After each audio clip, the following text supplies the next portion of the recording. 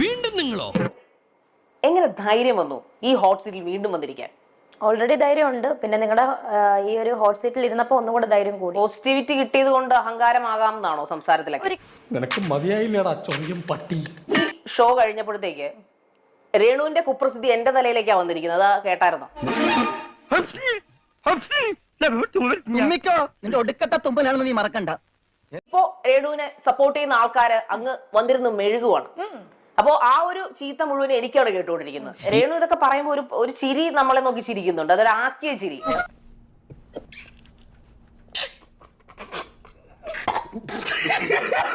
നാട്ടുകാരി പേര് അഹങ്കാരി എന്നാ വിളിക്കുന്നത്. അതെന്റെ കുഴപ്പമല്ല. ഇപ്പൊ രേണു സുധിയുടെ ഇന്റർവ്യൂ ചെയ്ത് പോയ ആ ഒരു കുറ്റത്തിന് അപ്പൊ അതിന്റെ പേരിൽ കുറെ അധികം ഏതാണ്ട് 10,000-കണക്കിന് തെറികളാണ് ഞാൻ കേട്ടോണ്ടിരിക്കുന്നത്.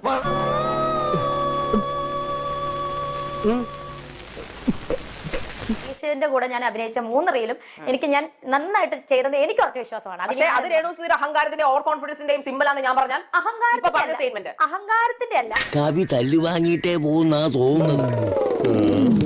ചോട്ടെ, നിങ്ങൾ ഈ പരിപാടി എന്നെ ഇവിടെ കൊണ്ടിരുന്നത് ഈ ആങ്കറിനെ നിങ്ങൾ വെളുപ്പിക്കാനാണോ അതോ എന്നോട് ചോദ്യം ചോദിക്കാനാണോ? രേണുവിന് ഹോട്ട് സീറ്റ് പേടിയല്ലേ? ശരിക്കും വിയർത്തല്ലോ, നല്ല പോലെ പേടിച്ചല്ലോ. അഭിനയമല്ലേ? എന്തുവാ ശാരിക പറയുന്നത്? ശാരിക ഒരു കാര്യം ഇവിടെ വന്നിരിക്കും, ഞാൻ അവിടെ ഇരിക്കും. അയ്യോ അങ്ങനെ പറഞ്ഞൂടാ, പിന്നെ ഞാൻ എന്തിനു വന്ന? എനിക്ക് പേടിയൊന്നുമില്ല. ശാരികയുടെ വായ അടപ്പിക്കാനുള്ള ക്വസ്റ്റ്യൻ ഞാൻ ധൈര്യമുണ്ടോ? ക്വസ്റ്റ്യൻസ് ചോദിക്കാം. നീ തീർന്നടാ, നീ തീർന്നു. ഇത്ര അഹങ്കാരം പാടില്ലടാ.